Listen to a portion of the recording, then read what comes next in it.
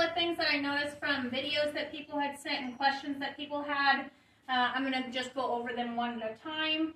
So continue practicing your sit, hold, break. If you get to 60 seconds, go longer. If your dog can have impulse control to hold for 3 minutes and wait for you to come to their side, you're doing pretty good. So we're just mastering those 2 things for right now.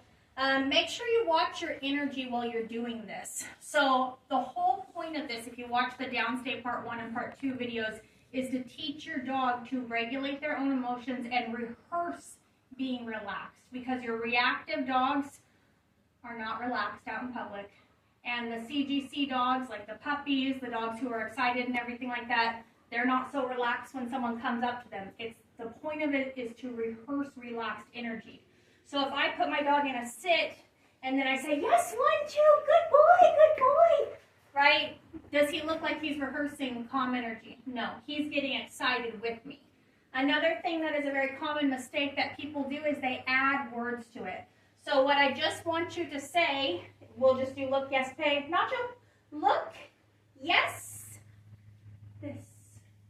But what people will add to it is, Nacho, look, yes, good boy, good job, right? He has decent impulse control, which is pretty good. But for a dog that's prone to be very excited, the second I say good boy, the dog's going to be like, yay, it's over, let me pop up, right? You don't need to talk to the dog or add any more wording or energy. Keep your energy low. You're just saying look and yes, okay?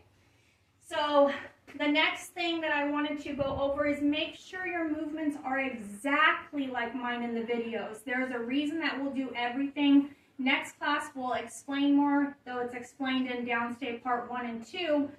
I do not ever put a dog in a Nacho hold, Nacho sit. I would never say sit and then say break. Good boy. Seems like he knows some stuff. I would never, never, never break a dog from a different position.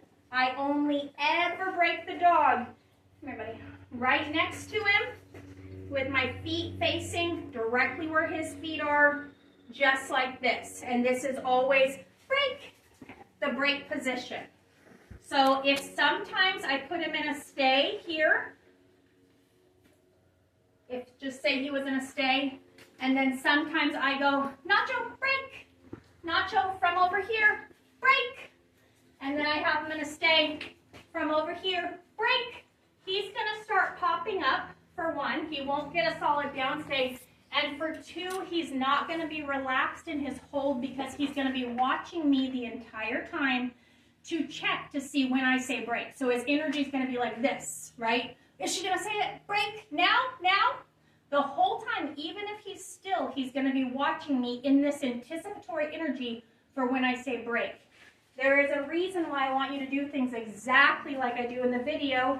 Nacho, sit, hold, always this break position. Never break your dog from anywhere else. That foot right next to him, break. Good job. Okay. Mercedes, you asked me a question about the dog scooching over whenever you are trying to line up next to them for the break position. Let me fix that for you really quick. Nacho, hey buddy. I have like little tiny treats today. Come here. Sit. If my dog were to scooch over as I'm moving in here, which I think is what is happening to you, I would hold the dog in place like this with something they can lick in my hand as I scooch over, okay? That's one way to fix what it sounds like you're talking about, Mercedes. See how I'm holding him perfectly in place as I move back and forth, okay? Break. Another issue that people have is the dog will have the hold down, but because the timing wasn't perfect whenever the person taught it, the dog will start popping up as you come in. Also, it's exciting when you come into the dog's side. So how to fix that? Nacho, sit, hold. If I were to do this and right when I get here he'd pop up because he got excited, I can just easily fix that by teaching him hold. So I'd say hold, and then I'll take a step over, hold, take a step over, hold, take a step over, hold, hold, and slowly break, inch my way, to where I fix that problem by desensitizing them to me moving. I think that answered the 3 questions. Please send me videos. Every single person who has sent me videos so far has gotten, I feel like, good feedback, and we've been able to troubleshoot through some things. So that way, whenever it is your first time with your dog in class, you'll have a leg up because you'll already have your movements down perfect. So again, continue to work on sit, hold, break, and look, yes, pay. If you get to a minute today, let's shoot for a minute and a half. I just want you to work on those 2 things, okay? Good luck practicing.